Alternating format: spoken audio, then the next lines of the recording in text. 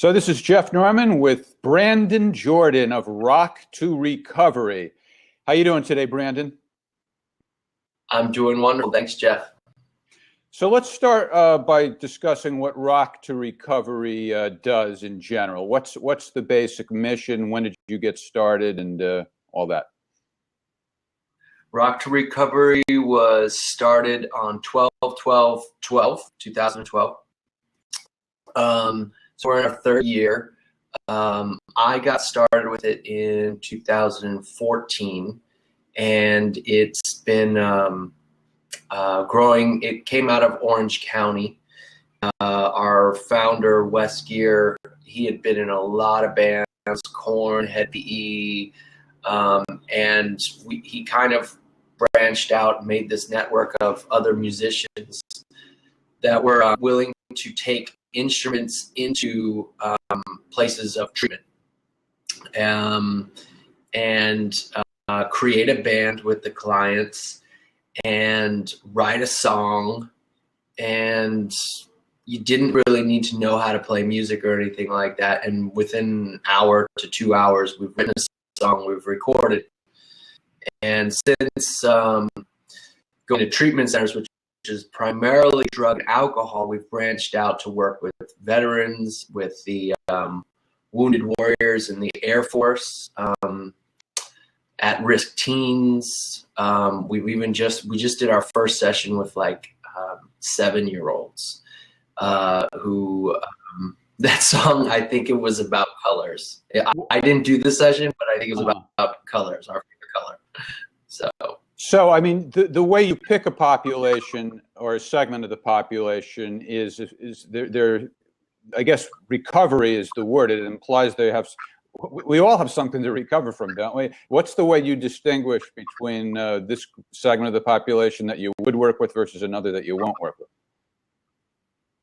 I wouldn't say there's anything that there's anybody we wouldn't work with. I'm trying to think of like a lawyer. I'm sure you could poke a hole into that. No, I'm not trying to. That's not my goal. I just want to get a sense of what you guys are about. That's all. Don't feel like you're under interrogation. Yeah, I think I think the basis of who we can reach is anybody who wakes up in the morning and walks out in the world and can get frustrated over anything. Primarily, we work with people that are trying to put their lives back together, right? Something's kind of fallen apart, and they're trying to put the pieces back together, and the healing power of music kind of acts as the glue to help them glue those pieces back together for those hours that we're working together. But as everybody knows, music plays a huge role in people's lives.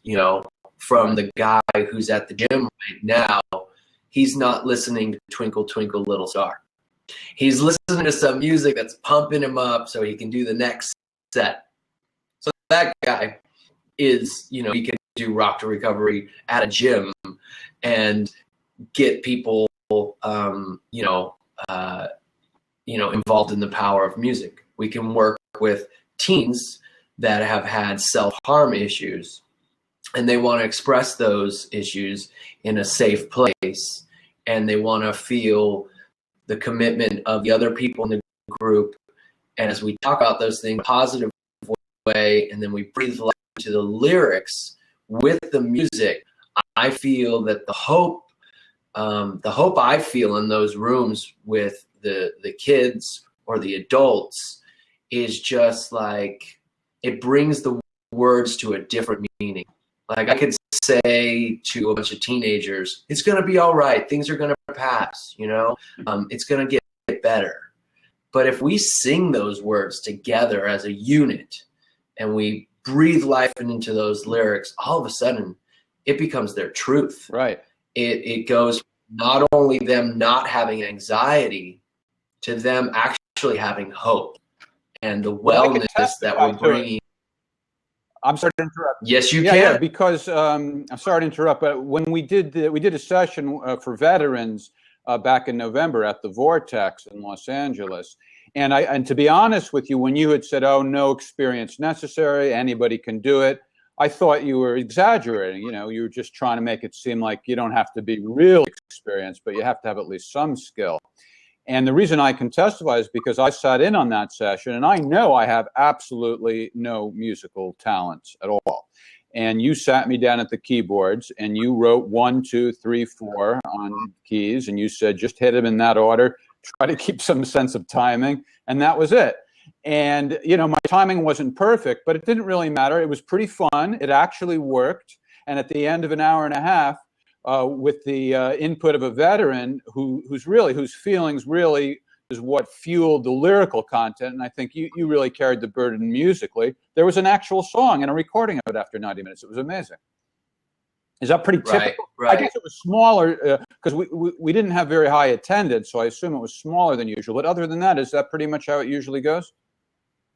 That is a typical session. There's a typical session in which I'm probably the most schooled musician in the room, and I have never gone to school for it either.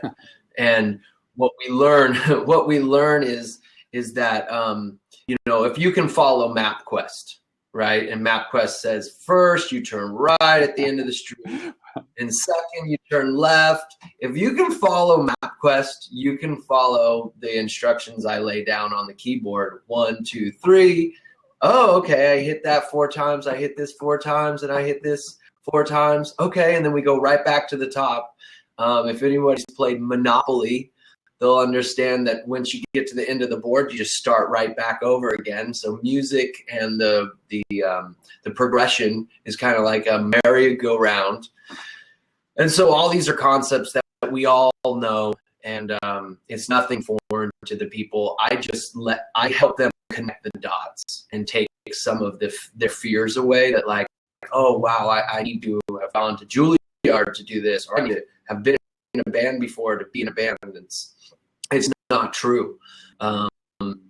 Everybody has the skills at their disposal, and I just say, hey, this is the way we're going to apply it. You already know how to do this, but now we're going to do it here in this room, and it always comes together. We always have a song by the end of an hour or 2 hours, just like your experience. Right. So yeah, and it was very uplifting, which I think is really all you claim. It instills a sense of teamwork, and it's uplifting, and it's therapeutic without being therapeutic in a clinical way. And I think that's a tremendous benefit, because a lot of people aren't necessarily, they don't want to spend money. They don't want to always admit that they need help and so forth. So just to make it fun and therapeutic without really underlining that it's therapeutic, I think is a great thing. So I'm pretty excited, and I want to thank you for your willingness to work with us in Long Beach. We, meaning Homefront Rising, the nonprofit I run, is in the process of getting a permanent, ongoing base of operations here. And you are, and the folks at Rock to Recovery are going to be sort of our signature tenants, so to speak. Not tenants in the sense that you'll be there every day, but one of the nonprofits who has committed to working with us on some sort of a regular basis. And, the thing is, and I know that this was a problem you spoke of before, and a lot of people have it, is reaching the veterans. It's not an easy thing. A lot of people are offering this and that to the veterans, and it's hard to get their attention. It's hard for them to even know what's worth going to. So what we want to do is create an environment that's attractive, where they already know about it, where they come. And the other day I interviewed one of the founders of the Strindberg Laboratory, and they do pretty much what you do, except they do it with theater. They create a play with the veterans, and then they perform it together. So I think that we can kind of sort of brand ourselves in that way, and one thing will feed off the other. So again, is the way we described it, what we did in LA, pretty much what the intent is, or is there room to even go off and do some other things related to that? Related to what? Related to the interview you just did, or what you're doing with Homefront? No, I mean, you've got the format we just described was about 90. You spend 90 minutes writing a song and recording it. Right. So what I think is that's pretty much the plan for Long Beach.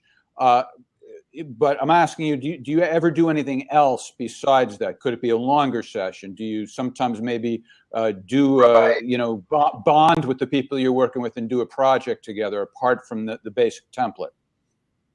Yeah, we can certainly do a shorter session. We can do a longer session. We'll have a little bit more time to get into some of the lyrics. Maybe we'll write some more parts for a song. Maybe we'll have a couple more times to rehearse it before we record it. We also upload all the songs, if I didn't mention before, we upload the songs to SoundCloud so that after the experience, there's replay value to it, that these people can go back onto the internet and they can listen to the song. Hey, look what I did, Right. Hey, I did that. I'm in the music business now. Yeah, it's official. I could prove to somebody that you are a musician. I could pull up that link and say, Jeff is a musician. He was the bass player on this song. And you would have to say I was right. As far as can we do other stuff, we can absolutely do other stuff. We can teach. Well, maybe there's no need to toy with perfection, but now that we're at the stage of planning it, my mind goes off in different directions, and I just wonder what the possibilities might be.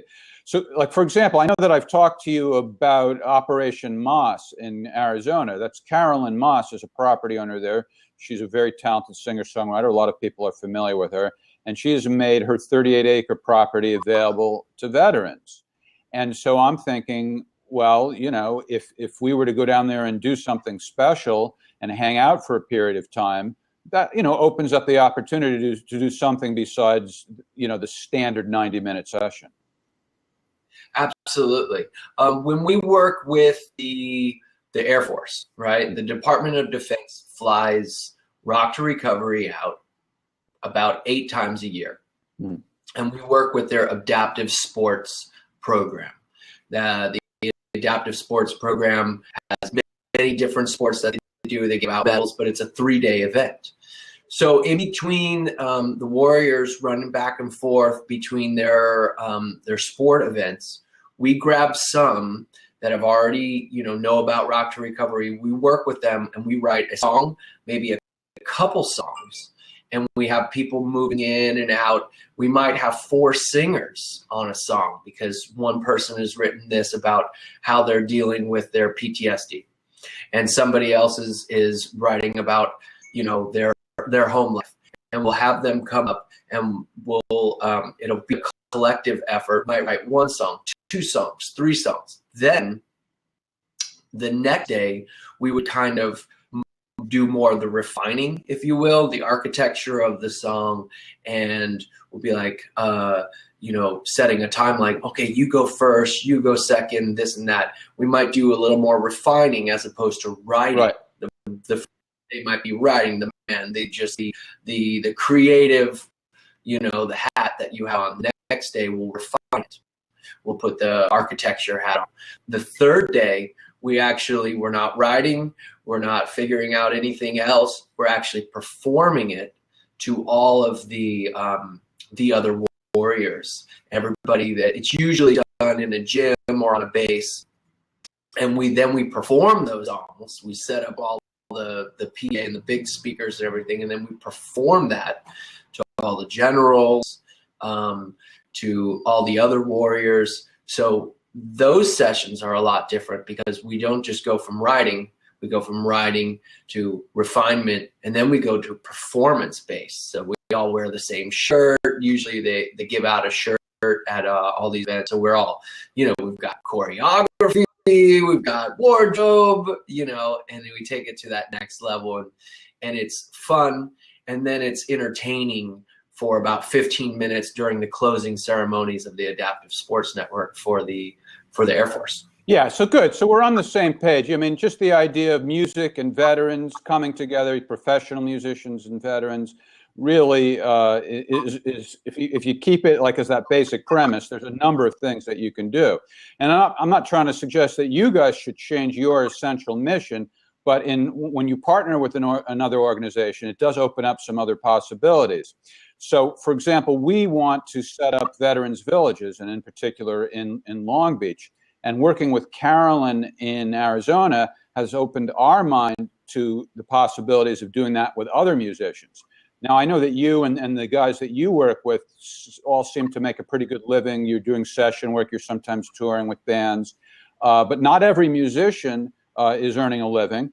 And so what we realized is a lot of people are like Carolyn, which is that they're very talented and they have a heart and they have certain related talents that where it's not like official skills where you're licensed to be a service provider, but you be a good host.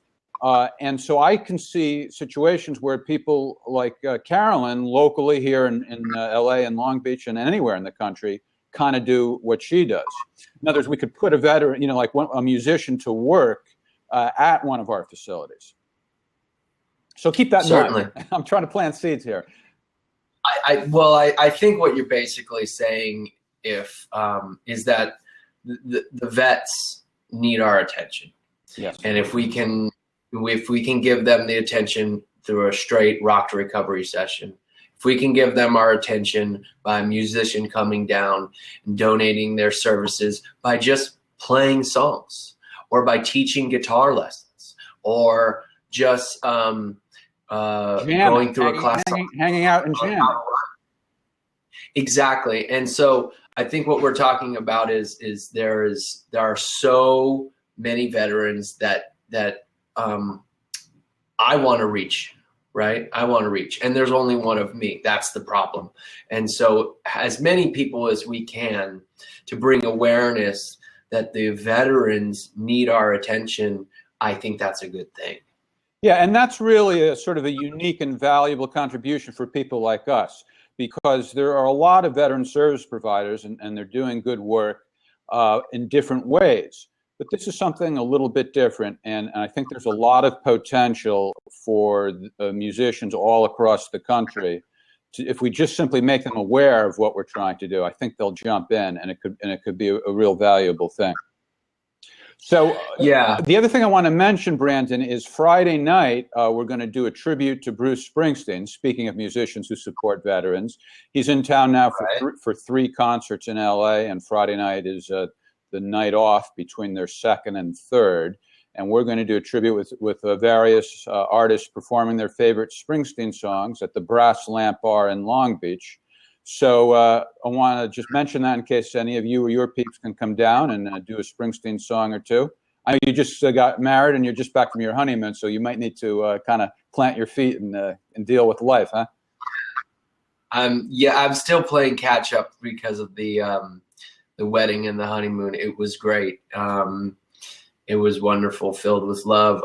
But as far as Friday night goes, I will spread out the word. I was walking around the house last night singing Hungry Heart.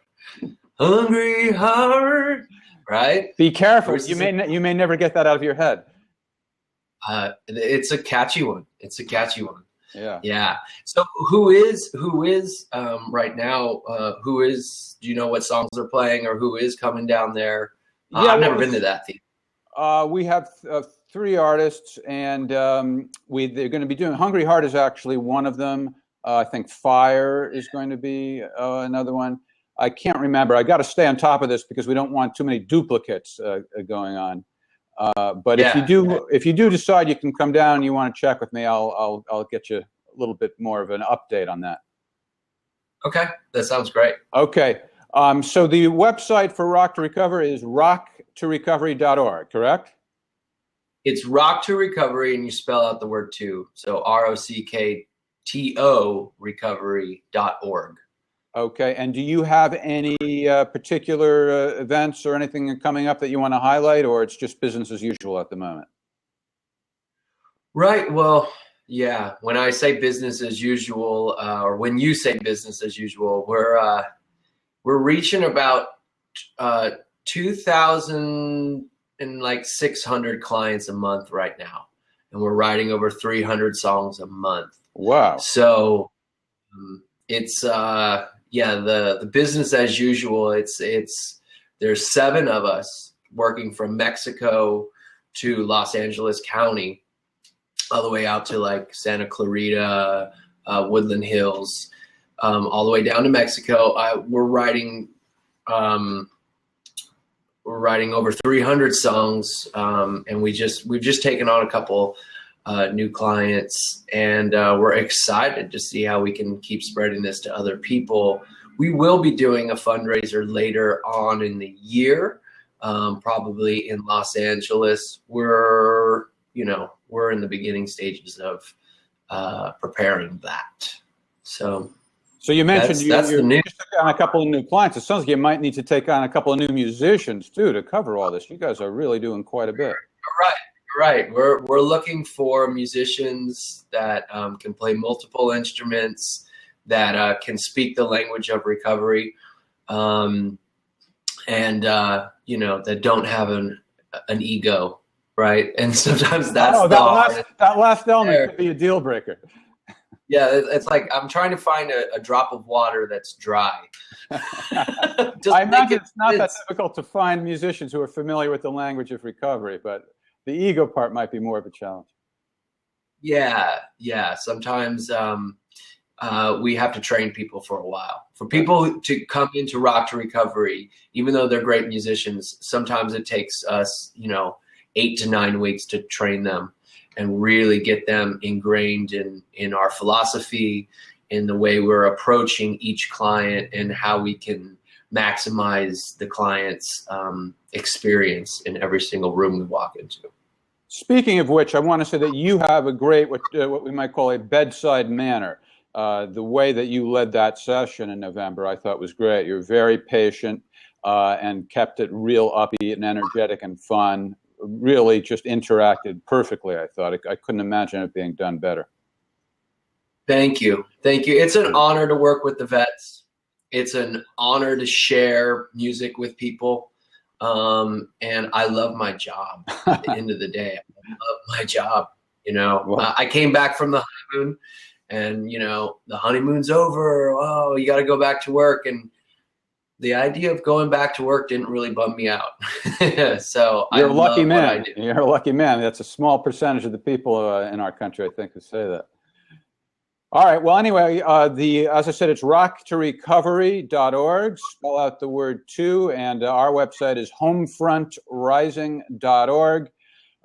We're going to make Long Beach rise, and I really appreciate your willingness to work with us.